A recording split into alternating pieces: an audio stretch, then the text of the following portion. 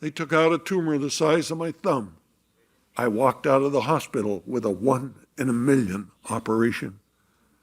But I guarantee you I walked out a much different individual. Wow. I knew that it was not about more land or more cattle or more equipment. There was more to it than just being bigger and richer. I went to my banker and I said to him, I need your help. We need to start farming with nature. My banker, he reared back in his chair and he said, what in the world does that mean?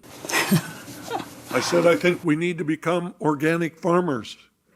And he looked at me and he said, you want me to lend you money? You're not going to share it with my other customers, the chemical dealer, the pharmaceutical dealer, the fertilizer dealer? He said, there will never be a day like that. And so 1983, I sold my farm, I paid my debts, and I started working with other farmers to start producing food correctly. I learned that there is a lot of money out there that do not want people to know the truth. I started talking to people about not eating animals. Talked to them about mad cow disease. They thought I was the one that had holes in my brain because they'd never heard of it. But I ended up on the Oprah show. I told a few million people that we were grinding up cows and feeding them back to cows, that we were scraping up roadkill, deer, elk, possum, raccoons, and we were feeding those back to cows. And then we were taking euthanized pets, dogs and cats, full of chemicals that were used to kill them. The city of Los Angeles alone, 200 tons of dogs and cats a month are being ground up and put back into the feed for our pets or our food animals. Oprah, her eyes were as big as saucers. She turned around and looked at the guy from the National Cattlemen's Beef Association and said, Dr. Weber, are we feeding cows to cows? I will never forget what he had to say. There's a limited amount of that going on. Well, the next thing out of Oprah's mouth got us sued. She said, that stops me cold. I will never again eat a burger. Now, I knew that 13 states had a thing called the food disparagement law. But the food disparagement law said it was against the law to say anything you knew to be false. I told the truth. But guess what? The cattlemen sued. They didn't want the people to know the truth. They ended up suing us for 6 years.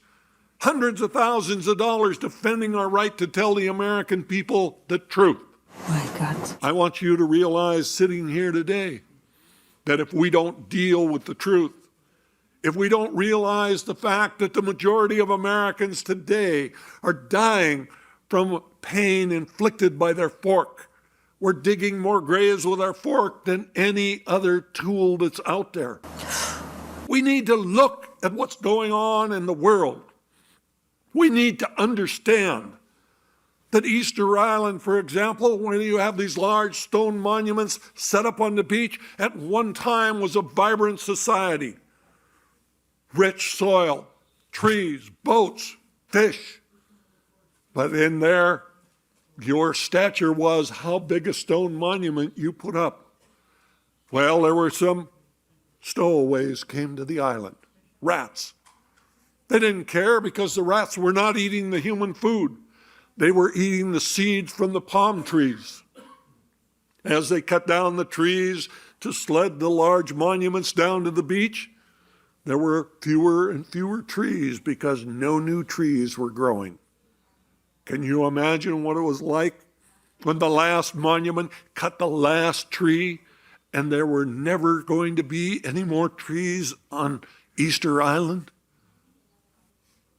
The monuments are there today. The people are gone because they could not learn to live within their environment. It's the same thing we're faced with today. We need to understand that the tipping point between everything being fine and total disaster is a very fine line. If we look at St. Matthew's Island, for example, 1943, they put 29 reindeer on an island so they would have a backup food supply for the military detachment that was there. They never needed them. 29 reindeer on a 128 square mile island with no natural predators. 20 years, that 29 animals went to 6,000 fat, sleek, healthy animals in 20 years. 20 years later, there was not one live animal left on the island because they did not learn to live within the environment that they had. We have the same problem right now. When the boat people came to the United States, a little under 300 years ago, we had the deepest, richest topsoil on the face of the earth. In 300 years, we have lost 75% of all of the topsoil that was here. It takes 500 years to produce an inch of topsoil. We haven't been here long enough to produce an inch of topsoil, and we've lost 3/4 of what was here. 1850 in Iowa, they built a church. From 1850 in Iowa till today, that church has been in continuous use. In 1850, they took a picture of it. All of the land around the church was farmed. All of it was at the same elevation. Over 150 years later, they took another picture of the same church. All of the land around it was still farmed. The only difference is the church sits 10 feet higher today than all of the farm ground around it. If we are going to survive as a Homo sapiens species, we need to understand the fact that 80% of all of the grain that is produced in the United States of America today is stuffed down the throat of an animal. It takes 16 pounds of grain to produce 1 pound of meat. 16 pounds of grain, you can feed 32 hungry people. Which is the best use of our resources? We need to understand that the future is to feed healthy people, not animals to kill them. I spent 45 years of my life in animal production. I will tell you that what we're doing today is absolutely, totally non-sustainable.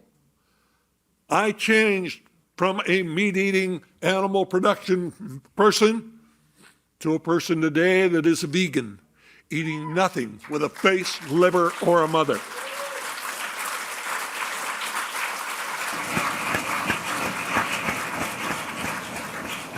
I changed my diet for my health. I do what I do today as a hardcore vegan for the love of the animals. I know that no animal has to die for me to live.